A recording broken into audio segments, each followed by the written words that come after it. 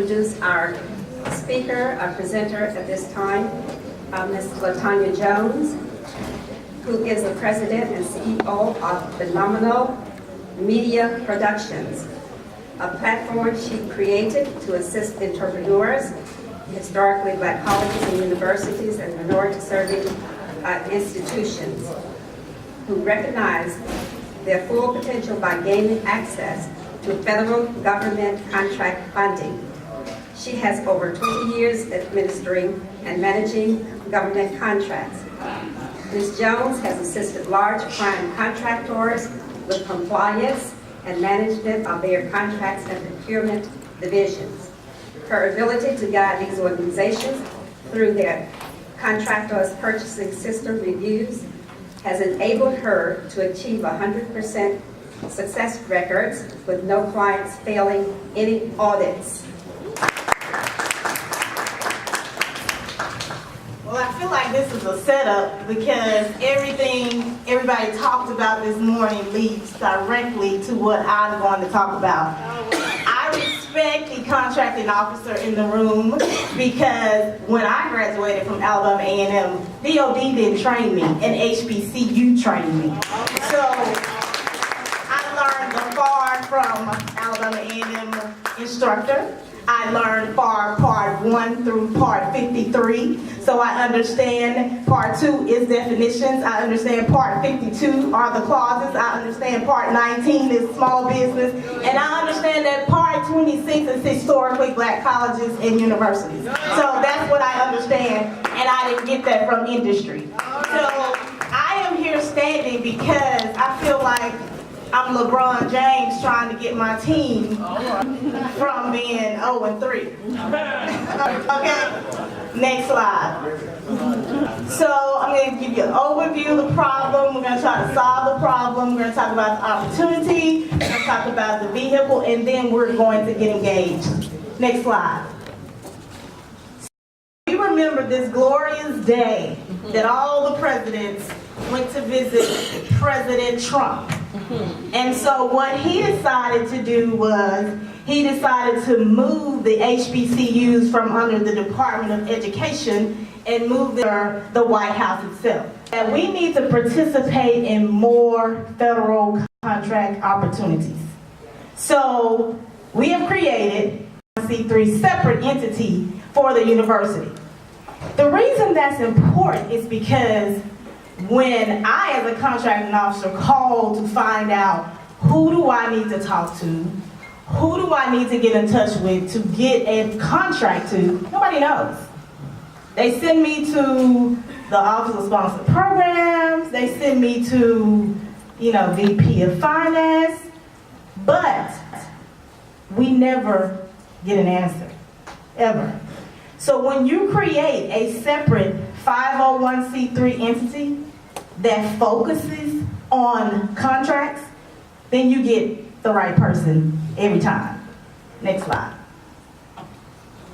So the amount of funding from DOD has increased by 7%. Now I said grants are decreasing. Contracts are increasing. It's a no-brainer that we should be moving into doing more contracts.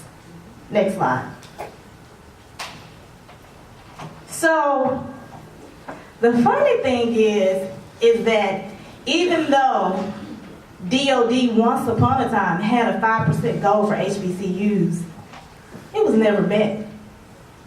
In 2010, they removed that goal.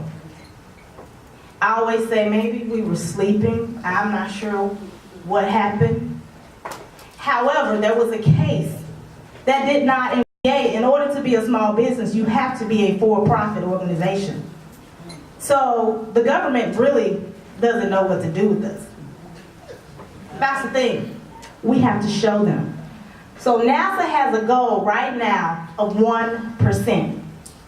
They have never met their goal. Right now they have $19.5 billion in their budget. That leaves us with $190 million to spread across all of the HBCUs and MSIs. What are we gonna do to get it? So the goals flow through the primes.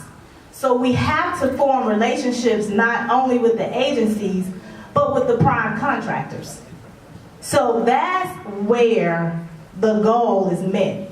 The primes won't come to us, so we need to go to them. The Lockheeds, the Boeings, all of the big boys, Booz Allen, we need to go to them. Next slide.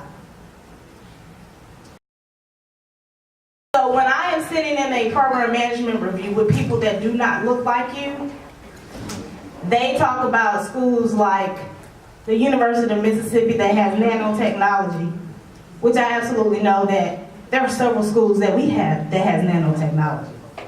So I am sitting in Huntsville, Alabama, and I collaborate with a school called University of Alabama in Huntsville, and they do more contracts than grants.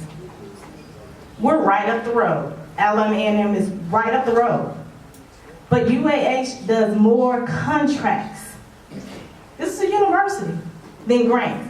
Why is that? Because their faculty and their staff are going to the agencies and they are forming a relationship with the prime contractors.